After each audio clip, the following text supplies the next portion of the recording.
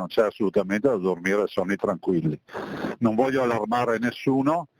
Abbiamo ovviamente ancora zona bianca, però è pur vero che ci stiamo avviando in una situazione di zona gialla e adesso non so i tempi, ma direi che forse un paio di settimane ancora saranno di zona bianca. 2 settimane alla zona gialla, non molto di più alla zona arancione se i contagi continueranno a crescere a questo ritmo.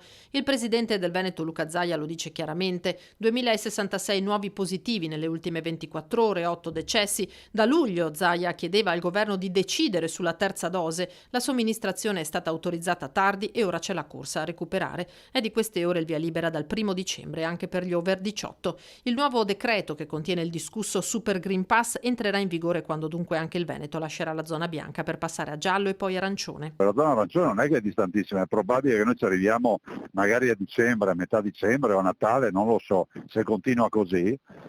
Nella zona arancione è prevista la chiusura dei confini comunali, cioè si esce solo dal confine comunale per lavorare, chiusura di bar, di ristoranti e tutta una serie di altre attività.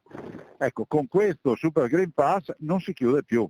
Nodo da sciogliere invece è quello dei trasporti. Con il Green Pass obbligatorio sui bus, come andranno a scuola i ragazzi? Agli studenti, allora, agli studenti intanto l'invito di valutare la vaccinazione, però dico anche che bisogna garantire agli studenti la possibilità di avere libertà di movimento rispetto alle attività che sono necessariamente correlate al tema della scuola e il trasporto per andare a scuola non è bypassabile. Su questo il Veneto ha interpellato il Ministero e l'Istituto Superiore di Sanità e attende una risposta. Il decreto, dice Zaia, ha dei vulnus che vanno sanati, ma anche diversi aspetti positivi. Abbiamo scongiurato il Super Green Pass sotto i 12 anni, e questo è un dato di fatto perché comunque era nell'aria la volontà di applicarlo anche ai bimbi e ci siamo battuti per questo.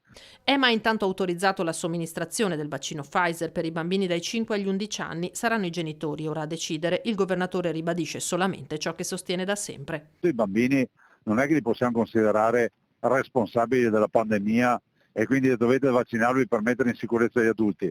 Prima farei un grande appello agli adulti che si vaccinino.